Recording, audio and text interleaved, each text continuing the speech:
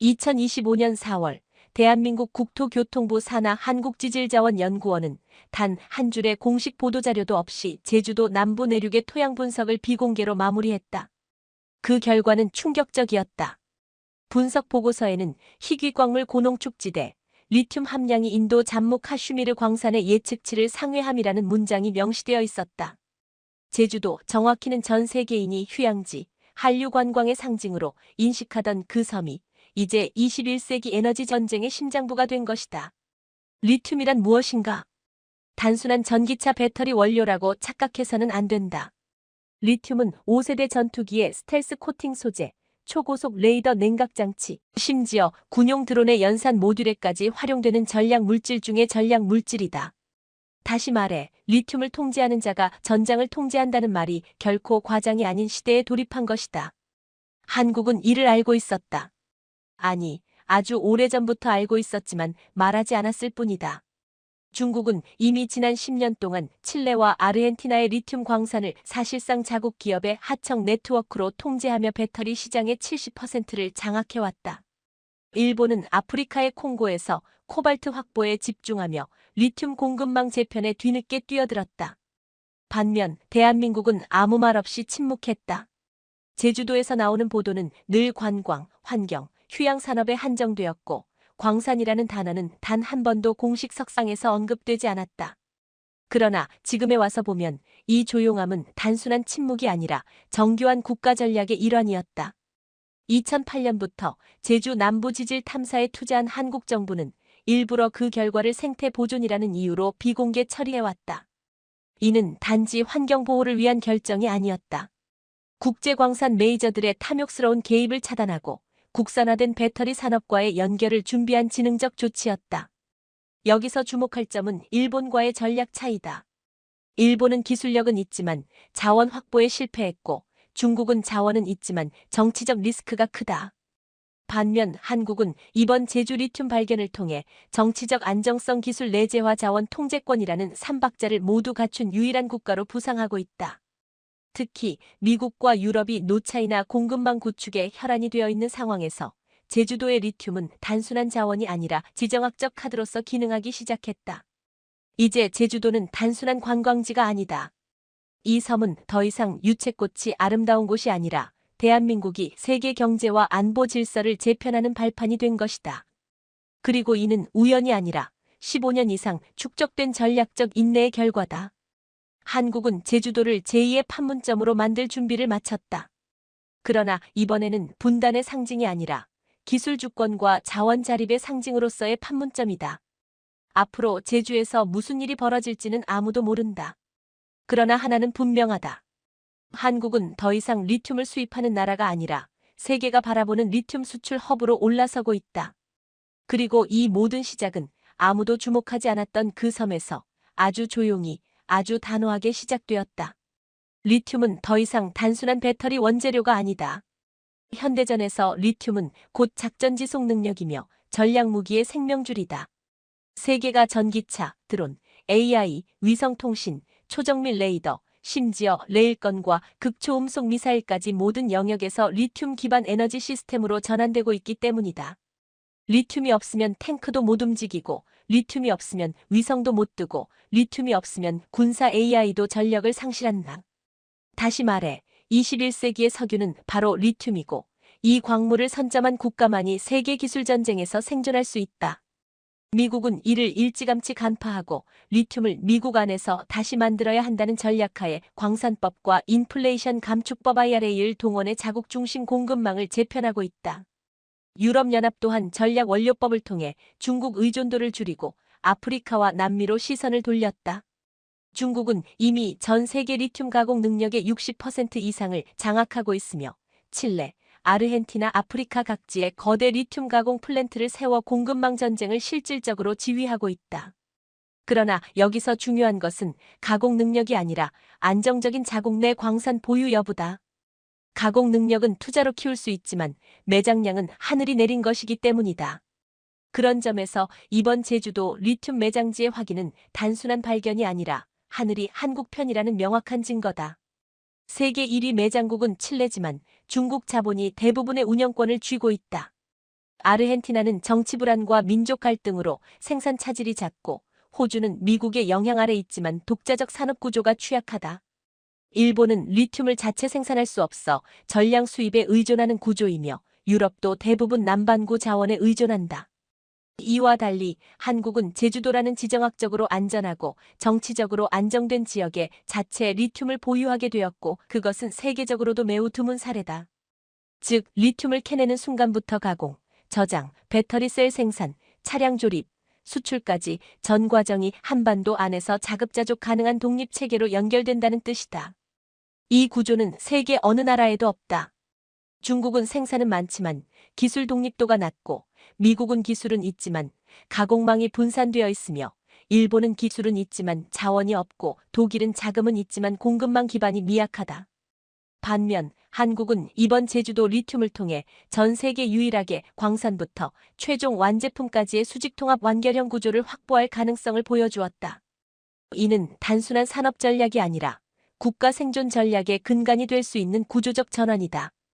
특히 전기차 산업이 향후 20년간 4천조 원 규모로 성장할 것으로 전망되는 가운데, 리튬은 금보다 가치 있는 자산으로 치솟을 것이고, 한국은 이제 그 금광을 국토 안에 보유한 국가가 된 셈이다. 이 지점에서 우리는 냉정하게 말할 필요가 있다. 제주 리튬은 단지 한국의 에너지 주권 문제에 그치지 않는다. 이것은 국제 정치에서 한국이 없어서는 안 될 존재로 격상되는 지렛대이자, 작지만 강한 나라라는 말이 상징이 아닌 현실로 바뀌는 출발점이다.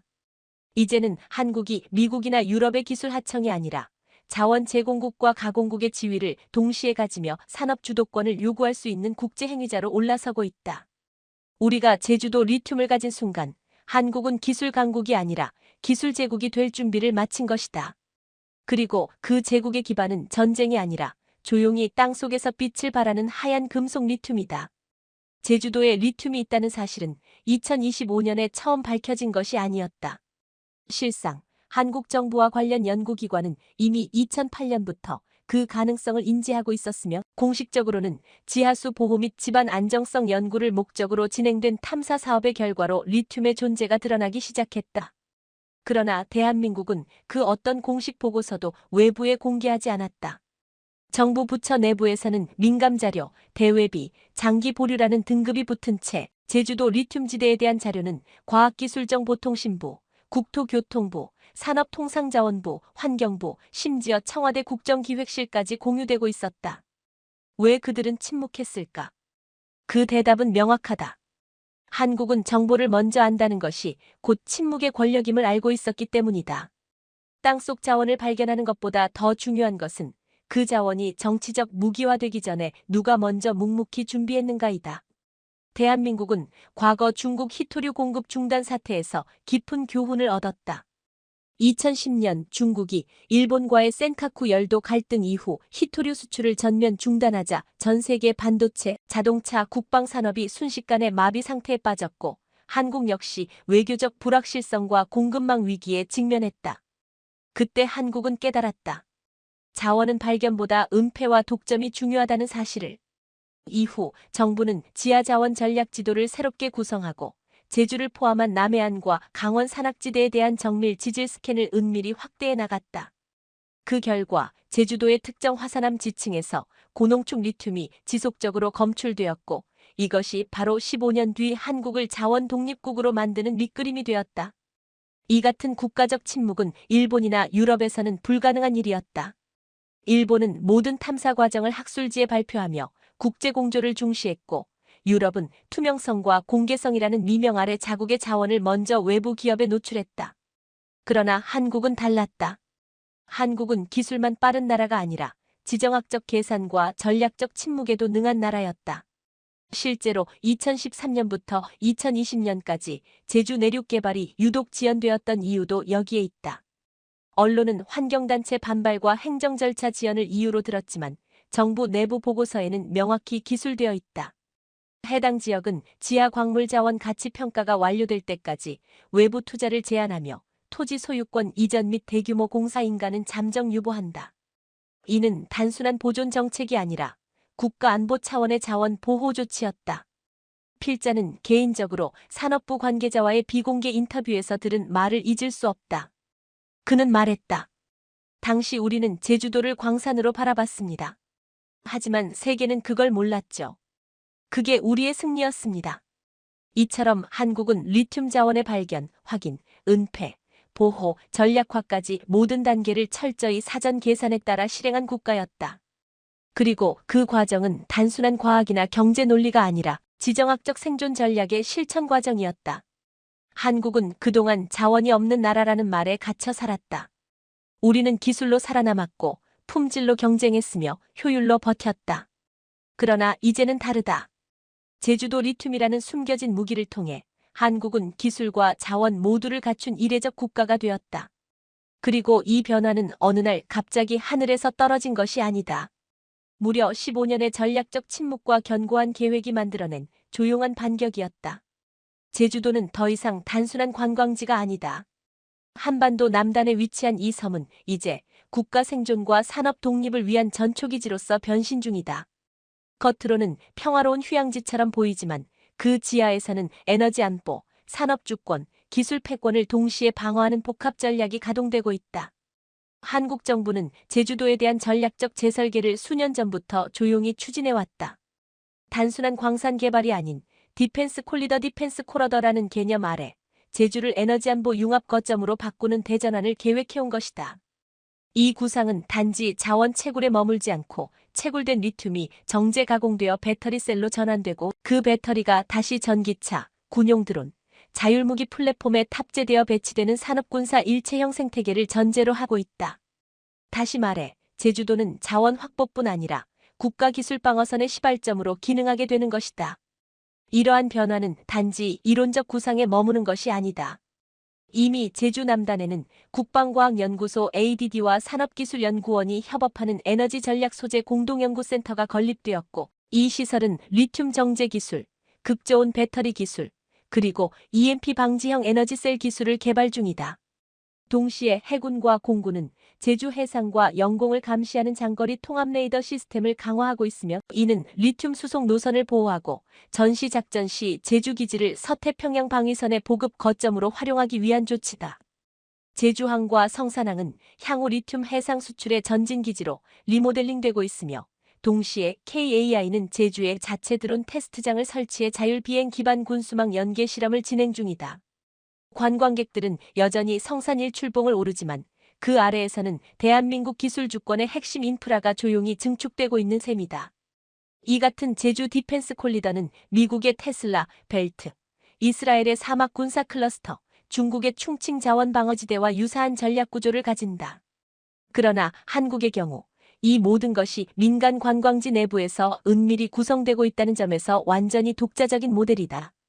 이는 한국 특유의 고밀도 토지 활용 능력, 초정밀 통제 시스템, 그리고 분산형 방어 전략이 결합된 결과이기도 하다.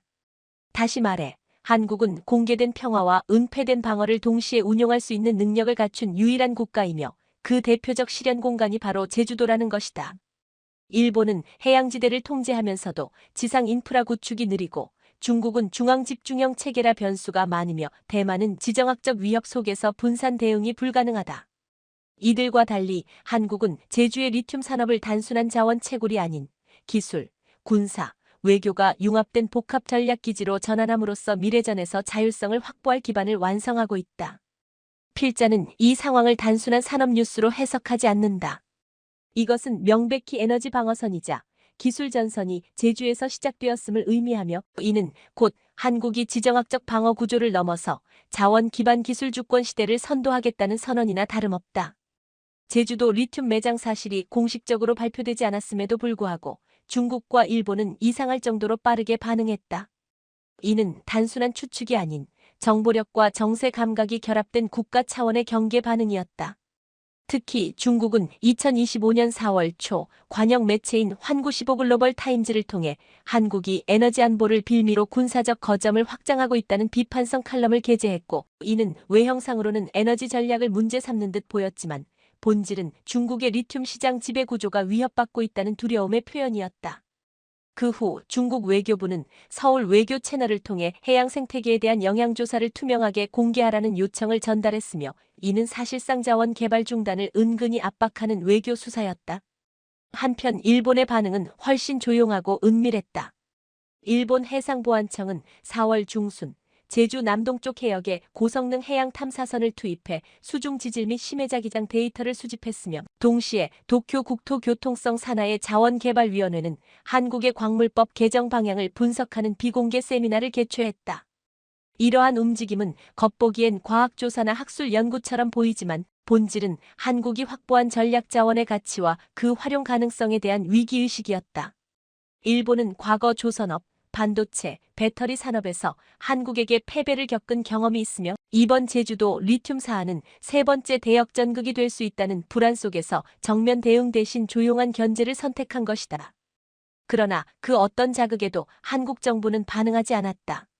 국토교통부, 산업통상자원부, 외교부는 일제히 특이사항 없음, 해당 지역은 여전히 자연보호구역이라는 말만 되풀이했으며, 국방부 역시 기존 감시체계를 강화한 것일 뿐이라며 일체의 군사적 해석을 차단했다. 이와 같은 무대응은 약함의 표현이 아니라 한국 특유의 역습 방식, 즉 전략적 무관심이라는 고도의 방어 전술이었다. 상대가 분노하거나 불안해할수록 우리는 침묵으로 일관함으로써 불확실성과 공포를 상대방 내부에서 증폭시키는 방식을 택한 것이다. 실제로 중국과 일본의 전략 싱크탱크 내부 보고서에는 한국의 공식 입장이 없어 더 불안하다, 무슨 계획인지 예측할 수 없기에 더욱 위협적이라는 문장이 반복적으로 등장하고 있다. 이처럼 한국은 이제 예측 가능한 중간국이 아니라 전략적 비대칭성을 가진 의외의 플레이어로 인식되고 있다. 과거 한국은 기술은 뛰어나지만 자원도 없고 외교적으로도 중립적이라 강대국들이 무시하기 쉬운 국가였다. 그러나 이제는 정반대다. 기술력은 여전히 세계 최고 수준이고 자원은 제주도 리튬이라는 돌발 카드로 확보했으며, 외교는 다층적이고 유연하게 변화하고 있다. 특히 이러한 변화가 무력 충돌이나 공개 선언 없이 조용히 철저하게 준비되고 있다는 점에서 한국은 전례 없는 방식으로 강해지고 있는 중이다. 필자는 이 상황을 조용한 반격이라고 표현한다. 누구도 예상하지 못했던 자원, 누구도 주목하지 않았던 지역, 그리고 누구도 해석하지 못한 무대응 전략이 모여 대한민국이라는 국가의 생존 방식이 변하고 있음을 증명하고 있다. 이제 더 이상 한국은 중국의 하청 공장이 아니며 일본의 기술 복제국도 아니다. 서울은 침묵하고 있지만 그 침묵 속에서 국제 질서를 다시 짜고 있다. 대한민국은 더 이상 타국의 자원 결정에 운명을 맡기지 않겠다는 결단을 내렸다. 정부는 2026년부터 제주 리튬 자원을 기반으로 하는 K리튬 자립 프로젝트를 본격적으로 가동할 예정이며, 이는 단기 채굴이 아니라 2040년까지 이어질 30년 자원 주권 체계 구축의 시작이다. 이 프로젝트는 세 가지 축으로 구성된다. 첫째, 제주를 중심으로 한 국내 리튬 채굴 및 정제 기술의 완전 자립이다. 둘째, 전국 주요 권역의 리튬 응용 기술과 배터리 가공 시설을 연계한 산업 클러스터의 통합이다. 셋째, 이를 바탕으로 한 글로벌 수출 경쟁력 확보 및 자원 외교 전략화다.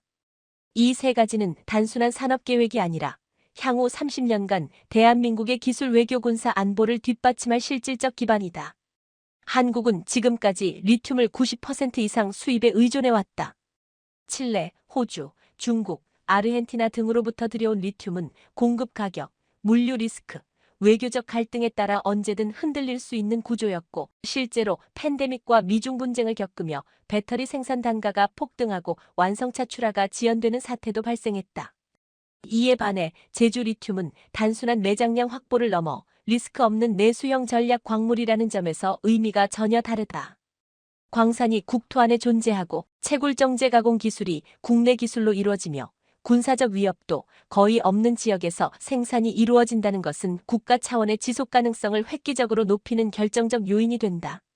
미국도 자국 내 리튬 확보를 위해 네바다, 노스캐롤라이나 등에 막대한 투자를 하고 있으며, 유럽 역시 EU 리튬법을 통해 자국 내 자원 확보를 최우선 과제로 삼고 있는 상황에서 한국의 제주 모델은 자원 자립형 국가로 도약하기 위한 최적의 전환점이 되고 있다.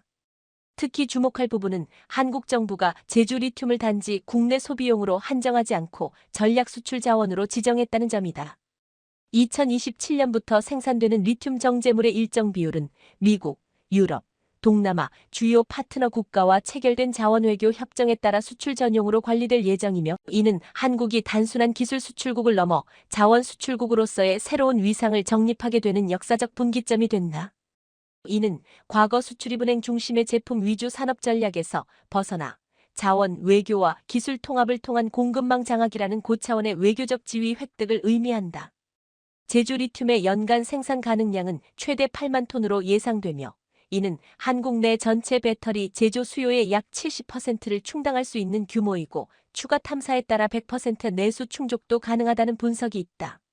여기에 광산 인프라와 R&D, 인공지능 채굴 최적화 시스템, ESG 기준을 반영한 지속가능 채굴 기법까지 도입되면 한국은 단순히 리튬이 있는 나라가 아니라 가장 안정적으로 리튬을 제공할 수 있는 나라로 시장이 인식하게 된다. 중국의 공급 리스크, 호주의 정치적 중립성 부족, 아르헨티나의 통화 불안 등 기존 자원국이 겪고 있는 구조적 한계를 고려할 때 한국의 자립형 모델은 투자자와 제조사 입장에서 리스크 제로에 가까운 매력적 대안이다.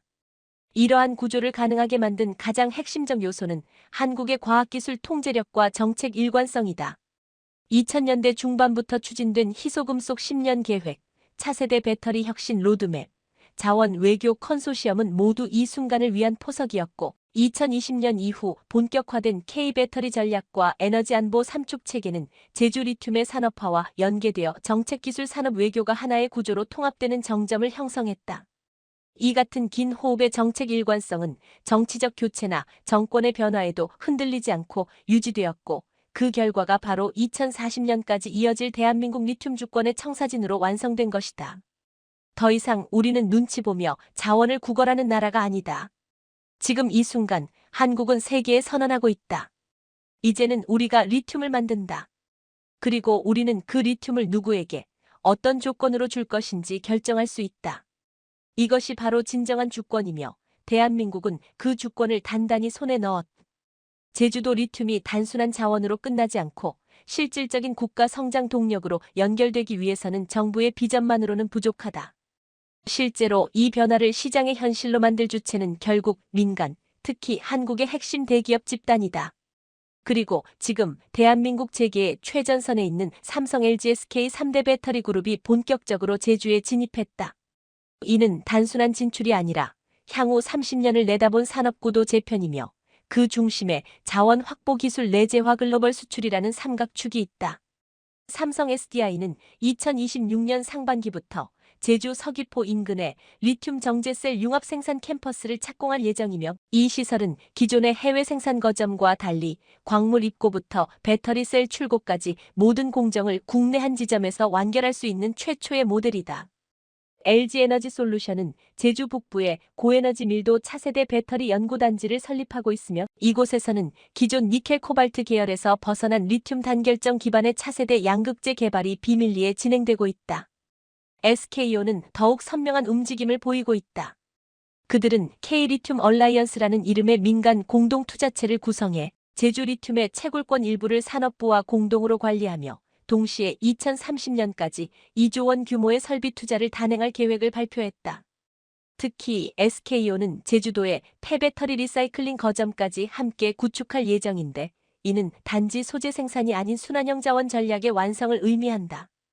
이처럼 삼성은 고급 셀과 소재 최적화, LG는 차세대 양극재 기술, SK는 지속가능한 자원 활용 체계를 각각 제주 프로젝트에 투영하고 있으며, 이는 한국 재계가 단순한 채굴 산업이 아닌 전 세계 배터리 산업을 제주를 기점으로 재구성하려는 의지를 반영한다. 국내 중견 기업들과 스타트업 생태계도 빠르게 반응하고 있다. 포스코 케미칼은 제주 리튬의 물성 데이터를 기반으로 맞춤형 정제 기술을 개발 중이고, 효성중공업은 리튬 플랜트의 인프라 설비를 도맡아 제주 산업단지 내 입주를 확정했다. 또한 KAIST, 포항공대, UNIST 등 과학기술 특화 대학들은 산업부와 협력하여 제주 전략소재 공동 캠퍼스를 설립하기로 했으며, 해당 기관들은 향후 리튬 관련 박사급 연구 인력 배출의 핵심이 될 전망이다. 이 같은 흐름은 단순히 몇몇 기업의 투자로 그치는 것이 아니라 국가 전반의 기술교육 산업 생태계가 제주 중심으로 재편되는 중대한 지각변동이라 할 수 있다. 해외의 반응도 심상치 않다. 독일의 폭스바겐 그룹과 미국의 GM은 제주 기반의 한국 배터리 3사를 대상으로 장기 공급 계약 논의를 시작했으며 인도 마힌드라, 프랑스 르노는 공동기술개발 파트너십을 제주 현장에서 체결할 의사를 밝혔다. 이는 한국이 단순한 배터리 셀 수출국이 아닌 자원 채굴에서 완제품까지의 전주기 공급망 통제 국가로 전환되었음을 국제사회가 공식적으로 인정하기 시작했다는 의미다. 특히 일본은 패닉 상태다. 파나소닉은 지난 10년간 기술력은 유지했지만 자원 확보에 실패했고, 도요타는 아직도 하이브리드 체계에 머물러 있으며 이들의 배터리 전략은 점점 현실과 멀어지고 있다. 반면 한국은 자원 기술 제조 수출의 모든 고리를 하나의 섬, 제주에서 통합하면서 글로벌 표준을 다시 쓰고 있는 것이다. 필자가 주목하는 핵심은 단 하나다. 지금 제주에서 벌어지는 이 산업 대전환은 단지 한국 내부의 문제를 해결하는 것이 아니라 글로벌 자원 전쟁에서 한국이 드디어 선제권을 확보했다는 상징적 장면이라는 점이다. 이는 재계가 국가 전략을 정확히 이해하고 그에 발맞춰 움직였기 때문에 가능한 일이다. 더 이상 한국의 대기업은 단순한 제조 집단이 아니다. 그들은 이제 자원 외교의 대리자이자 에너지 안보의 파수꾼이며 기술 패권의 실행자가 되어가고 있다. 그리고 그 출발점은 바로 제주도였다. 전통적인 안보 개념이 군사력, 영토 방위, 정보 우위에 기반했다면 21세기 중반의 안보는 더 이상 전투기 숫자나 해군의 잠수함 전력만으로 평가되지 않는다. 오늘날의 진정한 국방력은 얼마나 많은 리튬을 보유하고 있는가, 얼마나 빠르게 그것을 정제하고 생산라인에 투입할 수 있는가, 그리고 그 공급망을 누가 방해하지 못하게 막을 수 있는가에 달려 있다. 자원은 더 이상 산업의 연료가 아니라 전략적 무기이며, 에너지 안보란 말은 이제 무기화된 자원 통제라는 현실을 감추기 위한 수사에 불과하다. 제주도는 바로 이 새로운 안보 개념이 실현되고 있는 가장 대표적인 공간이다. 겉으로는 관광객이 넘쳐나는 평화로운 섬이지만 실상은 한국의 생존 자원을 품고 있는 최전선이자 자원 방어 전략이 실시간으로 작동하는 실험실이다. 국방부는 공식적으로 광물보호부대라는 개념을 부인하고 있지만 2027년부터 제주 남부지역 일대에 설치되는 통합감시망, 군 전용 위성 기반 정밀 감지 시스템, UAV 무인기 자동 경계선 설정 체계는 사실상 자원 중심 방어 전략의 시작을 의미한다. 이는 제주도에 리튬이 있기 때문에 발생한 일이 아니다. 이제는 자원이 있는 곳이 아니라 국가가 방어하겠다고 선언한 곳이 국경이 되는 시대다. 전통적인 해양 경계선이나 행정구역이 아니라 전략광물 채굴권과 가공설비 인근이 바로 영토의 핵심이 되며, 이를 지키는 것은 병력이 아니라 기술정 보산업군 사력을 통합한 융복합 방위 체계다. 제주에 설치되는 드론 기반 광물 보호 시스템은 AI가 광산 활동 패턴을 분석하고 이상 징후를 자동 추적하며, 이와 동시에 위성 지상 레이더 해상 경비정의 데이터를 통합해 실시간 대응 체계를 운용한다. 이것은 단순한 감시가 아니다. 이것은 자원에 대한 국가의 군사적 의지를 실시간으로 표현하는 신개념 전장관리 체계다. 이런 점에서 제주 리튬은 단순한 경제 자산이 아니라 대한민국의 전략적 국경선이다. 외세가 무력으로 침공하지 않아도 단지 리튬 수송로를 차단하거나 국제법적 논란을 야기할 수 있는 조작 정보전만으로도 막대한 피해가 발생할 수 있는 구조이기 때문이다. 따라서 한국은 이제 자원 방어에 있어 외교적 수사나 기술적 경쟁만으로는 부족하다는 점을 자각하고 있으며, 제주 프로젝트를 통해 자원을 중심으로 한 군사산업 연계 방어 체계라는 새로운 표준을 스스로 창출하고 있는 중이다. 중국은 이미 남중국해 일대에서 해저가스 매장지를 무장경비대로 보호하며 자원 방어의 무기화를 선도하고 있다. 러시아는 북극권 천연가스 수송로에 S-400 시스템을 배치했고, 미국은 전략적 리튬 광산을 보호하기 위해 네바다 사막 일대의 특수방호 인프라를 구축하고 있다. 그러나 이들 모두는 자원과 군사력의 이분법적 결합에 머무르고 있다. 반면 한국은 제주에서 자원, 기술, 군사, 사회 인프라가 하나의 유기체처럼 작동하는 통합형 방어 시스템을 최초로 실현하고 있다. 필자는 이것을 에너지 국방력이라 부르고 싶다. 단지 무기를 많이 보유한 나라가 아니라 자원을 자국 내에서 확보하고 이를 가공하며 외세의 간섭 없이 생산과 수출을 지속할 수 있는 내생적 능력을 가진 국가야말로 진정한 안보 강국이며, 한국은 지금 그 문턱을 넘고 있다. 이제 한국은 무력에만 의존하지 않는다. 자원은 우리가 지킨다. 생산은 우리가 주도한다. 수출은 우리가 선택한다는 국가 의지를 기술과 정책으로 증명하고 있는 것이다. 제주도는 더 이상 관광지의 섬이 아니다. 그것은 이제 대한민국의 국방선이며 세계가 감히 넘볼 수 없는 전략자원의 요새가 되었다. 제주도 리튬 프로젝트가 본격화되자 전 세계의 시선이 한국으로 집중되기 시작했다. 단지 희귀 광물을 발견한 것이 아니라 그 자원을 기반으로 기술, 생산, 수출까지 연결되는 완전한 가치사슬을 자국 내에서 구축한 유일한 국가로서 한국은 공급망 전쟁의 중심에 자연스럽게 위치하게 된 것이다. 미국은 2027년부터 인도태평양 공급망 파트너십 IPSP의 핵심국으로 한국을 지정하고 전략 광물 분야에 대한 독점적 양자 협력을 제안했으며, 이는 사실상 호주에 대한 의존도를 분산하고 한국을 대체 공급 허브로 인정하겠다는 조치였다. 유럽연합 또한 리튬 협정을 통해 한국산 정제 리튬을 역내 우선 공급 대상에 포함시키기로 결정했으며, 이는 한국이 EU 전체 배터리 산업 안정성에 있어 필수 불가결한 존재가 되었음을 의미한다. 특히 독일, 프랑스, 네덜란드는 각각의 주요 자동차 제조업체들을 통해 제주 리튬을 활용한 장기적 조달 계약을 추진 중이며, 이들은 한국 정부에 대해 공급망 위기 발생 시 수출 제한 금지를 요청하는 특별 조항까지 요구하고 있다. 이와 동시에 동남아시아, 남미, 아프리카의 중견 신흥국들도 일제히 한국과의 협력을 모색하고 있다. 인도네시아는 니켈 기반 배터리 산업과의 통합을 위해 한국과 제주 수라바야 항로에 공동 물류망을 구축하자고 제안했고, 베트남은 제주 리튬을 활용한 조립 공장을 하이퐁에 유치하겠다는 구체적인 로드맵을 제출했다. 브라질, 칠레, 콜롬비아는 자국 내 리튬 광산의 정제 권한을 한국 기업에 부여하는 조건으로 기술 이전과 장비 공동 개발을 요구하고 있으며, 이는 중국이나 미국과는 달리 한국이 무력 없는 기술 파트너로 인식되고 있음을 보여주는 결정적 사례다. 심지어 아프리카 루안다와 가나 정부도 자체 광물 자원과 제주 모델을 결합한 K광물 협력 특구를 제안하면서 한국과의 공급망 동맹에 가세하려는 움직임을 보이고 있다. 이러한 세계적 관심은 단지 자원의 가치 때문이 아니다. 리튬은 어디에나 있을 수 있지만 그것을 혼란 없이 신뢰 가능하게 고도 기술과 결합하여 실현할 수 있는 국가는 극히 드물다. 한국은 이번 제주 프로젝트를 통해 개발 가공 완제품 수출이라는 전주기를 하나의 프로세스로 설계했고, 거기에 AI 기반 품질 관리 시스템, 블록체인 물류 추적 기술, ESG 인증 시스템까지 결합함으로써 국제적 신뢰도와 가시성 모두를 갖춘 이상적 공급망 국가로 부상했다. 글로벌 기업들이 한국에 몰려드는 이유는 단순히 리튬을 사기 위해서가 아니라 그 리튬이 만들어내는 질서와 안정성을 구매하기 위해서이다. 이 질서 속에서 한국은 공급망의 허브가 아니라 실질적인 심장 역할을 수행하게 되며, 위기 시 전 세계 산업 흐름을 좌우할 수 있는 영향력을 확보하게 된다. 과거 일본은 반도체 소재 수출 통제를 통해 한국을 압박하려 했고, 중국은 희토류 수출 제한을 통해 미국과 유럽을 견제했지만 한국은 이러한 자원 무기화 방식과 다른 길을 택했다. 한국은 자원을 감추지 않고 독점하지 않으며 선택적으로 개방하되 전략적으로 분산 공급하여 신뢰를 자산으로 축적해가는 방식을 취하고 있다.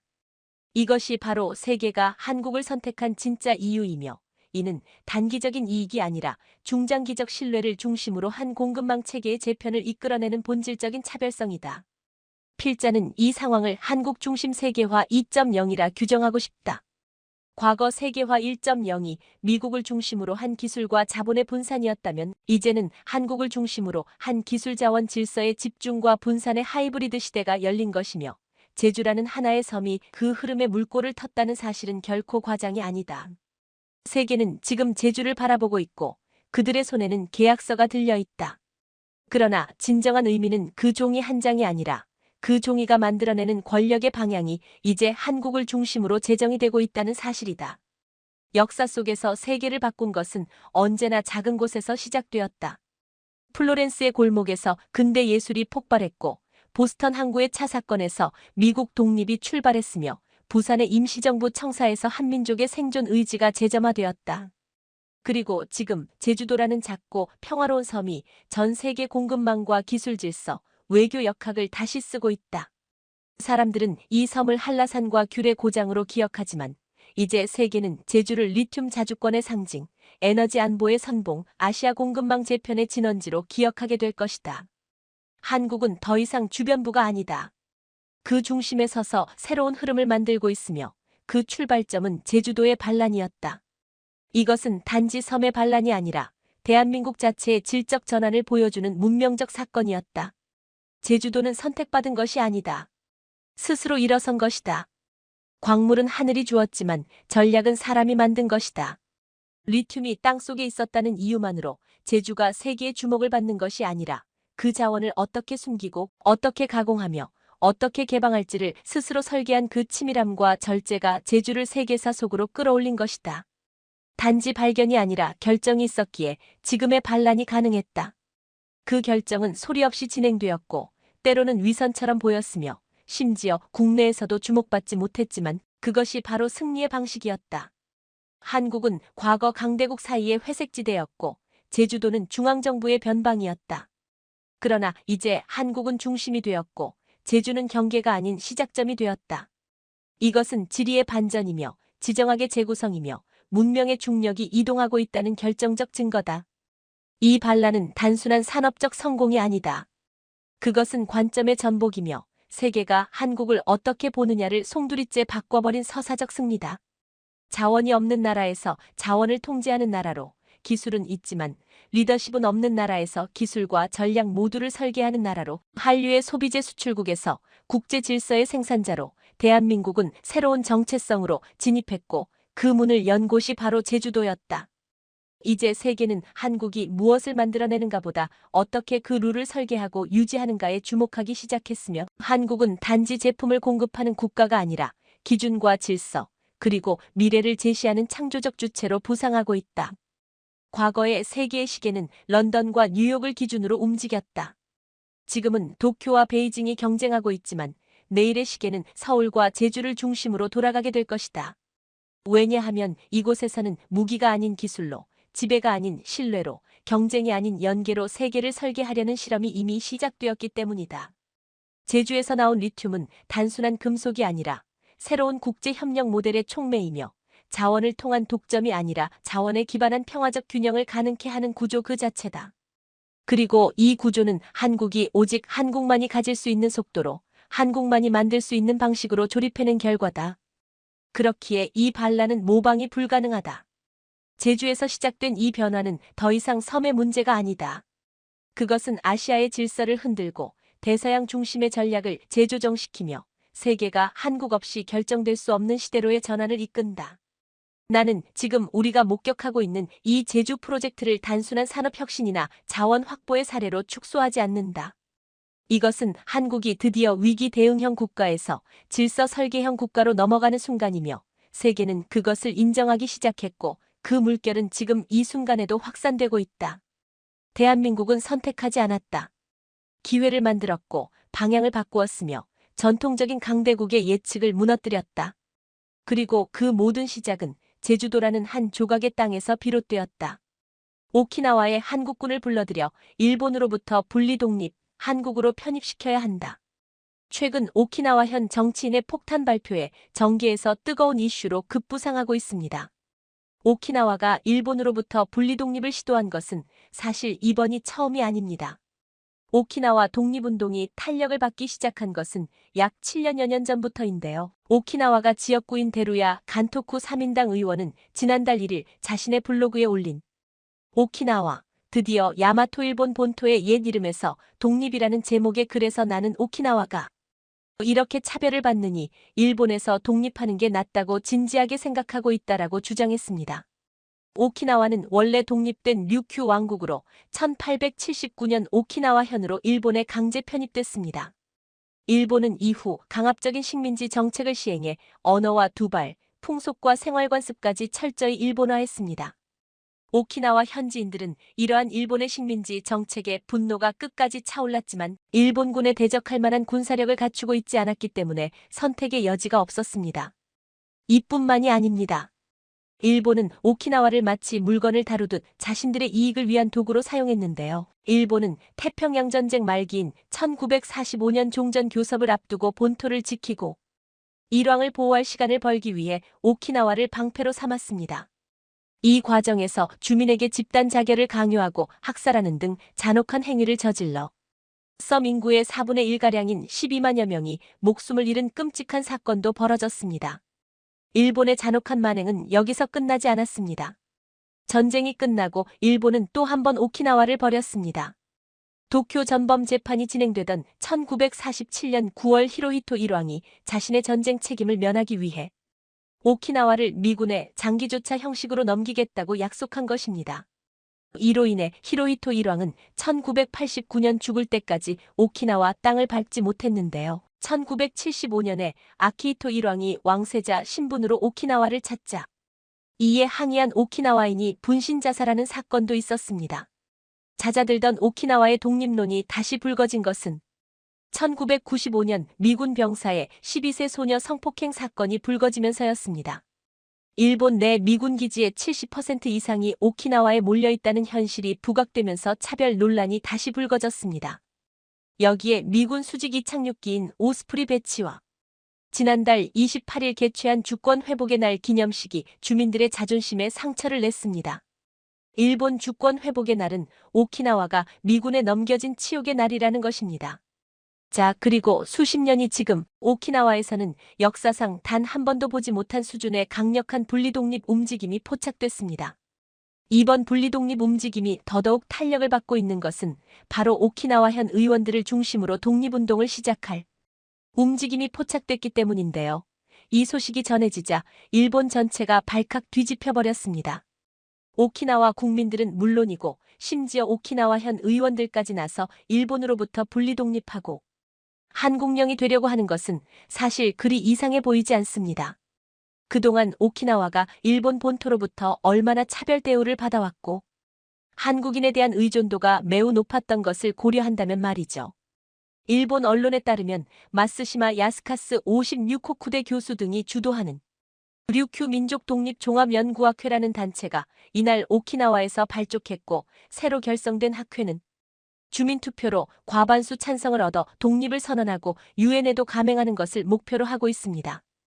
유엔 헌장과 국제인권규약이 인민의 자기결정권을 인정하는 데다 팔레스타인이 지난해 11월 옵서버 조직에서 옵서버 국가로 격상된 점을 염두에 둔 것입니다. 유엔 탈식민지화 특별위원회가 탈식민지화를 추진하는 비자치령 명단에도 류큐를 등록시킬 방침입니다. 국제적으로 오키나와가 분리독립국가로 인정받아도 일본이 무력을 이용해 오키나와를 실질 지배하려 들 가능성이 높습니다. 이를 방지하기 위해 오키나와는 방어수단으로 한국군을 자신들의 편에 끌어들이고 차라리 안전하게 오키나와를 한국령으로 포함시켜야 한다는 주장도 나오고 있습니다. 오키나와인들이 이렇게까지 한국령을 원하는 데는 그만한 이유가 있었습니다. 오키나와인들 대부분이 사실상 관광객들을 상대하며 돈을 벌고 있는데 코로나19가 발생하기 직전까지 한국인 관광객들의 수가 압도적으로 많고 1인당 소비도 다른 국가들보다 많았습니다. 한국인 관광객이 오키나와의 경제를 담당하고 있다고 봐도 과언이 아닐 정도로 오키나와 내 한국인 관광객의 영향력이 절대적인 데다가 한국인은 중국인과는 다르게 매너도 좋고 머물다 간 자리도 청결하게 유지해 오키나와인들이 가장 환영하는 국가로 손꼽고 있습니다. 일본의 대충격은 여기서 멈추지 않았습니다. 심지어 중국도 오키나와 독립운동가들과 물밑 접촉을 통해 일본에서 분리독립을 현실화시키려 하고 있다는 첩보가 전해졌습니다. 중국이 자국 대학과 연구소 등을 통해 일본 오키나와 섬의 독립운동 단체들과 연계, 일본 국내 여론을 분열시키려 하고 있다고 일본 법무부 산하정보기관인 공안조사청이 최근 공개한 연례 보고서에서 밝혔습니다. 블룸버그 통신에 따르면 공안조사청은 지난주 발표한 보고서에서 중국이 대규모 주일 미군 기지가 있는 오키나와에 대한 일본 내 여론을 분열시키고 자국에 유리한 방향으로 유도하기 위해 오키나와 독립운동 활동가들과 관계를 심화하고 있다고 말했으나 더 이상 구체적인 설명은 하지 않았습니다. 조사청은 중국 공산당 기관지인 인민일보의 자매지 환구시보에 실린 지난 8월 12일자 기고문에서 오키나와를 일본식 이름인 오키나와로 부르는 것은 이 섬에 대한 일본의 주권을 인정하는 것과 마찬가지이므로 오키나와의 옛 독립왕국 시절 이름인 류큐라고 불러야 한다고 주장한 사실도 상기시키면서 오키나와와 관련된 중국 측의 활동에 주의를 기울여야 한다고 덧붙였습니다. 만약 이대로 오키나와가 분리독립을 해 한국령으로 포함되면 한국은 그야말로 초대박 잭팟을 터뜨리게 됩니다. 바로 칠광구 때문인데요. 일본이 독도보다도 더 탐내는 한국의 영토가 바로 세계 최대 산유국인 사우디아라비아의 10배에 달하는 원유와 천연가스가 묻혀 있을 것으로 추정되는 꿈의 광구, 대륙봉 제7광구입니다. 칠광구는 제주도 남쪽 바다부터 일본 오키나와 해구 직전까지 이어진 대륙봉으로 면적은 서울의 약 124배인 82,000km에 이릅니다.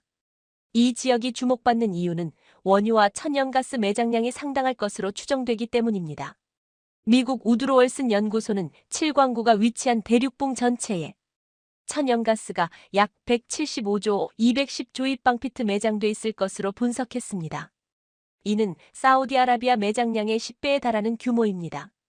원유 매장량도 미국 전체 매장량의 4.5배인 1,000억 배럴에 달하는 것으로 추정됩니다. 유가를 배럴당 $50로 단순 계산해도 경제적 가치가 무려 5조 달러, 우리 돈으로 5,600조 원에 이르고 있습니다. 그래서 아시아의 페르시아만이라는 별명도 붙었습니다.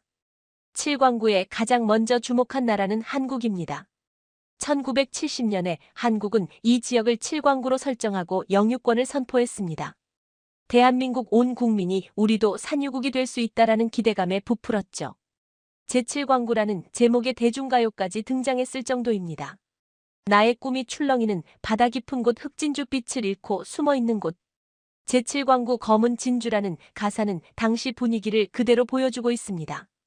하지만 산유국의 꿈은 아직까지 실현되지 못했습니다. 한국은 영유권 선포 이후 50년 가까이 독자적 시추 한 번조차도 진행하지 못했습니다. 바로 일본 때문인데요. 일본은 한국이 칠광구에 대한 영유권을 선포하자마자 강하게 반발했습니다. 한일 간 서남의 해저 지역은 공유 대륙봉이기 때문에 등거리 원칙에 의한 중간선으로 영유권을 나눠 가져야 한다는 게 일본의 주장이었습니다. 일본이 경제원조 중단 카드까지 꺼내들며 압박하자 한국 정부로서는 선택의 여지가 없었습니다. 결국 1974년 양국 정부는 한일 공동개발협정을 체결했습니다.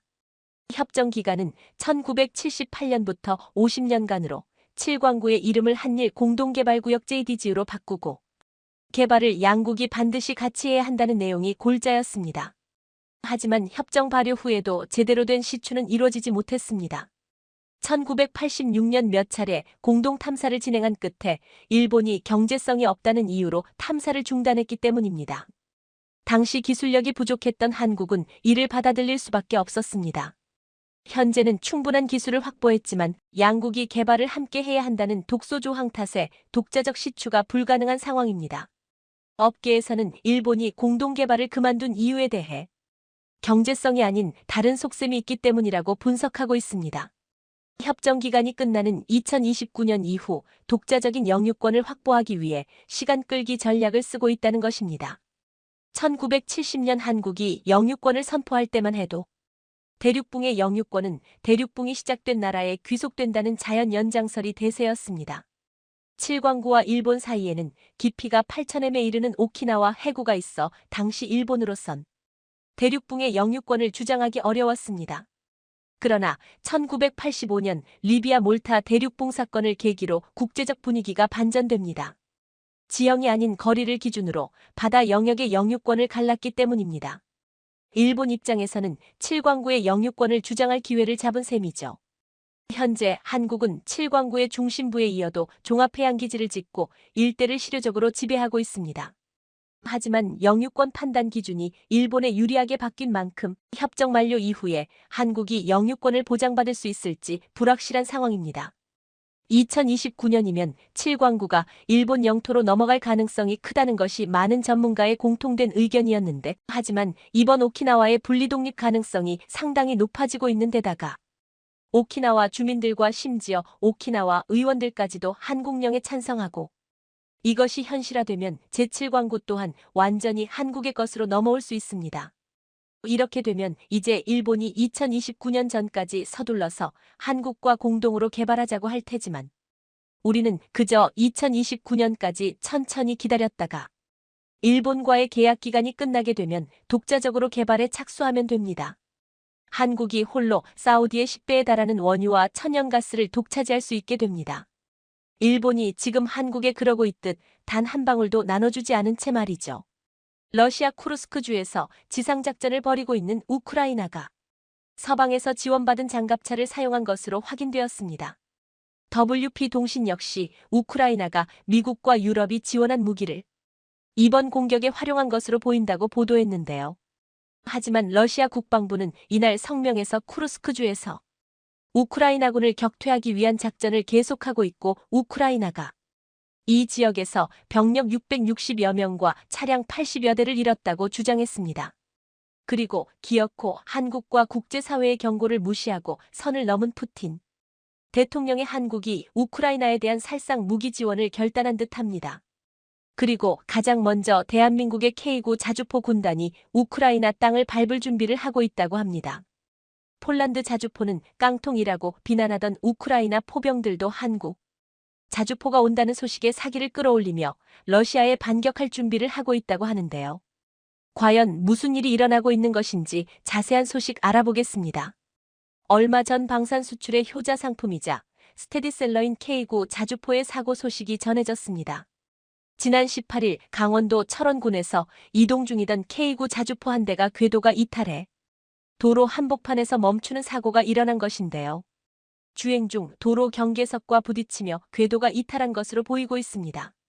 궤도가 이탈된 K9 자주포는 도로를 가로질러 멈춰 섰으며 다행히 인명 및 차량 피해는 발생하지 않았습니다. 측면에서의 충격에 약한 궤도 차량의 특성상 가끔씩 발생할 수 있는 사고였지만 문제는 국내 언론에서 이번 사고를 K방산의 명품 자주포의 굴욕이라며 K9 자주포의 결함이 있는 것처럼 자극적으로 보도하고 나섰다는 것입니다. 한국 방산의 위상이 높아지며 해외 언론들이 국내 소식을 신속하게 퍼나르고 있는 만큼 현재 진행 중인 자주포 사업에 지장을 줄까 우려하지 않을 수 없었는데요. 아니나 다를까 우크라이나 전장에서 활약하고 있는 포병의 K9이 파생형 자주포가 쓰레기라고 혹평했다는 안타까운 소식도 들려왔는데요. 더 자세히 알아보겠습니다. 지난 10월에 우크라이나 군의 포병 지휘관이 언론과 가진 인터뷰 내용이 폴란드에서 큰 화제가 되고 있습니다.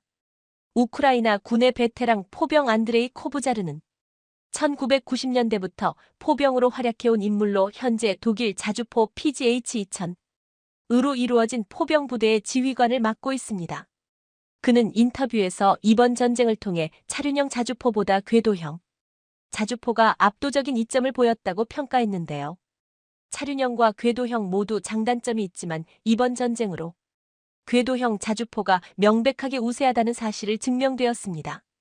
차륜형 자주포는 승무원을 보호할 수 없어 공격당할 시 외부에 노출된 승무원이 감수해야 하는 위험이 큽니다.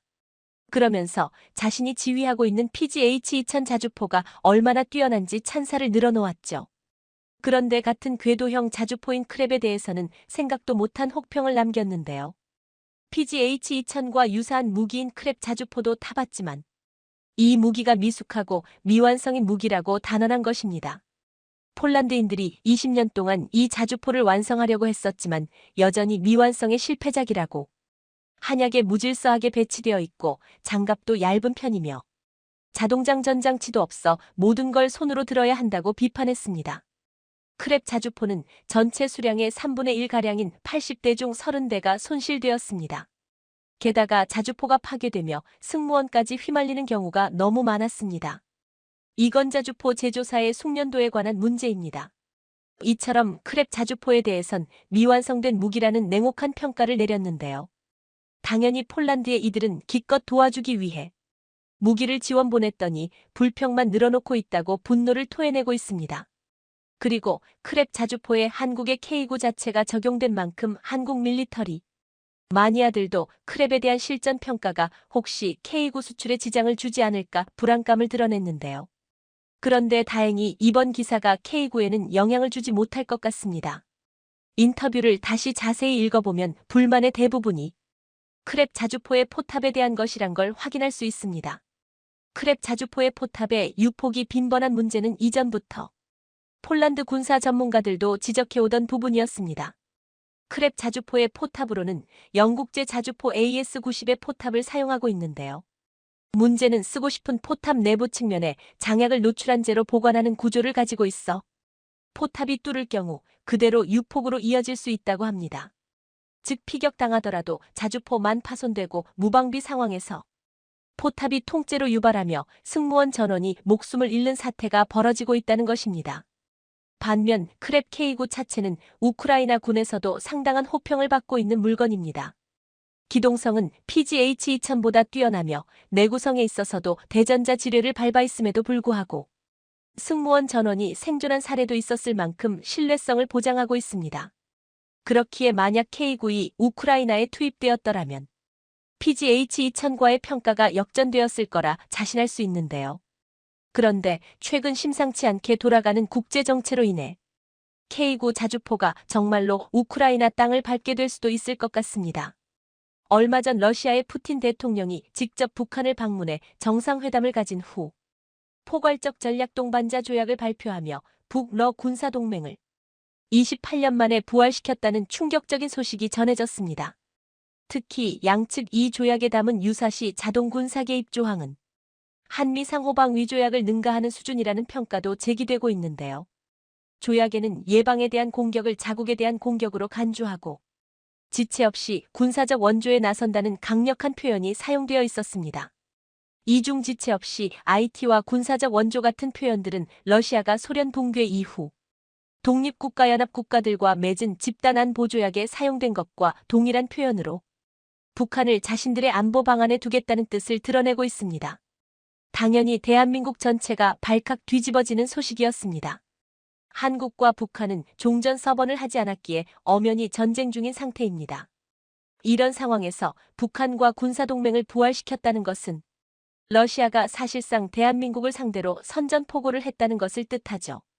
전 국민이 격분하지 않을 수 없는 소식이었고 정부에서는 이례적으로 강경한 대응을 선포했습니다. 바로 우크라이나에 대한 살상 무기 지원 가능성을 시사한 것이죠. 장우진 국가안보실 의장은 지난 20일 국가만전보장회의 상임위원회를 마친 후 우크라이나에 대한 무기 지원 문제를 재검토하겠다고 발표했습니다. 성명에서 정부는 6.25 전쟁과 우크라이나 전쟁 등 먼저 침략 전쟁을 일으킨 전력이 있는 쌍방이 일어날지도 많을 국제사회의 선제 공격을 가정하여 군사협력을 약속한다는 것은 국제사회의 책임과 규범을 저버린 당사자들의 궤변이요 어불성설이라고 강력하게 비판했는데요. 이어 북한의 군사력 증강에 직간접적으로 도움을 주는 어떠한 협력도 유엔 안전보장이사회 결의 위반이며 국제사회의 감시와 제재 대상이라고 강조했습니다. 특히 유엔 안보리 상임위 사국으로서 대북제재 결의안을 주도한 러시아가 스스로 결의안을 어기고 북한을 지원함으로써 우리 안보에 위해를 가해오는 것은 한러 관계에도 부정적 영향을 미칠 수밖에 없을 것이라고 경고했습니다. 그리고 우리의 안보를 위협하는 어떠한 행위에 대해서도 국제사회와 함께 단호히 대처해 나갈 우크라이나에 대한 무기 제공 문제를 재검토하겠다는 뜻을 내비쳤습니다. 대한민국의 살상 무기 지원은 1973년 베트남 전쟁 철수 이후 52년 만인데요. 지금까지 정부는 러시아의 우크라이나 침략을 규탄하고 국제사회로 제재에 동참하면서도 살상 무기를 직접 수출하는 것만은 자제해왔었습니다. 전후 러시아와의 관계를 고려한 결정이었지만 러시아가 절대 넘어서는 안 될 레드라인을 넘어버린 한국 역시 더 이상 참고 있을 수만은 없게 되었습니다. 러시아가 군사기술 지원에 이어 북한과의 군사동맹까지 선언한 마당에 이번에도 잡는다면 국제사회에서 한국의 위상이 추락할 수밖에 없습니다. 대한민국은 현재 러시아가 가장 두려워하는 일을 할 수 있는 능력이 있는 나라입니다. 언제부터 어떤 무기가 지원될지는 정확히 밝히지 않았는데요. 다만 무기 지원은 여러 옵션이 있고 살상이냐 비상상이냐에 따라 다르게 분류할 수 있는 방법이 외교적 수사도 없이 도발적인 문구 선택까지 서슴지 않았던 한국. 정부가 단단히 분노했다는 걸 알 수 있습니다. 그동안 침묵하던 한국 본격적으로 움직인다는 소식에 전 세계가 들썩이고 있습니다. 단편적으로 보여준 방산 능력만으로도 우크라이나의 전쟁 지속 능력을 연장시키고 유럽의 방위를 단단하게 고쳤는데 그 능력을 본격적으로 발휘하게 된다면 우크라이나의 저항이 한순간에 뒤집어져 버릴 수 있기 때문이죠. 과연 한국의 어떤 무기가 우크라이나에 가게 될 것인지 많은 예측들이 나오고 있는데요. 우선 방공 무기가 1순위로 거론되고 있습니다. 수도 키이우까지 매일 폭격당하고 있는 우크라이나의 입장에선 가장 간절한 무기입니다. 지난 2022년 최종 퇴역시킨 호크 대공 미사일이 고려될 수 있겠는데요. 그동안 한국에서 지속적으로 관리하며 운용해왔던 무기인 만큼 상태가 좋아 러시아군의 폭격을 막는데 큰 도움이 될 것으로 기대되고 있습니다. 그리고 가장 먼저 지원될 살상 무기는 155포탄이 될 것으로 예상되고 있습니다. 이전에도 미국을 동한 우회 지원으로 수십만 발을 지원했었는데 본격적으로 지원할 경우 우크라이나가 현상 유지를 넘어 반격에 나설 수 있는 수준의 포탄을 공급 가능할 것입니다. 한편에서는 대한민국을 대표하는 무기 K9 자주포까지 우크라이나 땅을 밟게 될 것으로 예상되고 있는데요. 물론 현재 우리 국건이 운용하고 있는 K9를 우크라이나까지 실어보내자는 이야기가 아닙니다. 이미 유럽 땅에서 운용 중인 K9의 자주포들을 지원 보낼 수 있다는 것이죠. 현재 유럽에서만 폴란드에 핀란드, 에스토니아, 노르웨이, 튀르키예까지 5개 국가가 K9의 자주포를 도입해 주력 자주포로 운용하고 있습니다. 이 K9의 자주포들을 우크라이나에 지원 보내자는 이야기는 예전부터 나왔었지만 한국에서 수출한 무기도 살상 무기 지원 금지 정책에 묶여 있었기에 허용되지 않았었는데 러시아가 손을 넘게 되며 이 유럽의 K9 자주포들이 우크라이나 전장으로 향하게 될 수 있다는 것이죠. 튀르크예 프루트나까지 포함한다면 유럽에서 현재 운영 중인 K9의 대수는 490대에 달합니다. 그리고 겸사겸사 유럽 국가들이 우크라이나에 지원 보낸 수량만큼 K901 추가 수출을 이뤄낼 수 있을 것으로 기대받고 있습니다. 이참에 연식이 오래된 K921 우크라이나에 보내는 대신 최신 개량형인 K922 이내에 도입을 제한해보는 것도 나쁘지 않을 것 같습니다. 어떤 무기가 지원되더라도 한국의 막대한 공급 능력이라면 우크라이나 전망을 뒤집고 러시아에 반격을 가할 수 있을 것으로 기대받고 있습니다. 이번 결정으로 러시아가 한국에 완전히 등을 돌리면 어쩌나 걱정하는 사람들도 있는데요. 하지만 먼저 선을 넘은 것은 러시아이고 국제사회에서 호구 살아남을 수 없다는 사실을 명심해야 합니다. 그리고 영원한 적 도 아군도 없다는 말은 한국과 러시아의 사이에서도 얼마든지 통용될 수 있는 지금의 관계 악화에는 러시아의 독재자 푸틴의 뜻이 강력하게 작용하고 있는 만큼 푸틴이 실각하고 정권이 바뀌게 된다면 충분히 회복이 가능하다는 것이죠. 더 이상 약소국이 아니게 된 대한민국이 굽히고 있던 허리를 펴고 국제사회에서 존재감을 드러내고 있습니다. 한국을 우습게 보고 있는 러시아에게 대한민국의 진짜 힘을 제대로 보여주기 바라며 또한 K9의 자주포에 또다시 좋은 소식이 들려왔습니다. 인도와 중국과의 국경 분쟁이 심화됨에 따라 그동안 미뤄졌던 인도의 K9 자주포 추가 백문 도입 계약 일정이 구체화되었는데요. 지난 7일 인도 매체 디 인디아에 따르면 모디 총리의 연임 시작과 동시에 가장 먼저 추진되는 국방 역량 강화 프로젝트에서 K9 백문 추가 도입이 최우선 시되었다고 언급하고 있습니다. 해당 계약은 한 달 뒤인 8월에 체결될 것으로 확인됩니다. 오늘은 인도에서 추가 구매하게 된 K9 자주포에 대해 알아보겠습니다. 미국 블룸버그 통신은 자사의 특집 보도를 통해 한국의 K9 자주포 및 하나에어로스페이스에 대한 분석 기사를 작성했습니다. 지난 3일에 한국은 미국보다 무기를 더 빠르고 저렴하게 만들고 있다는 기사를 통해 다음과 같이 설명했는데요. 최근까지 세계 군사 분석가들은 자주포를 구시대적 유물로 여겼으나 우크라이나 전쟁으로 인해 급증하고 있는 자주포의 수출로 그들의 생각이 들렸다는 것을 반증했습니다. K9는 엄격한 실용 테스트를 통과해 사용자들의 신뢰를 얻으며 미래의 비즈니스 기회를 열고 있습니다. 2023년 한국 군수품 수출 총액이 중국을 넘어서서 몇만 명의 방산 노동자가 중국의 100만 방산 노동자를 이긴 셈인데요. 중국은 대형 민간 기업에 군수품 제조를 맡겨야 될 실상입니다. 당분간 중국에서는 민간 전환 군수 생산이 필요하지 않으며 중국의 자주포들은 생각하는 만큼 K9보다 강력하지 않습니다.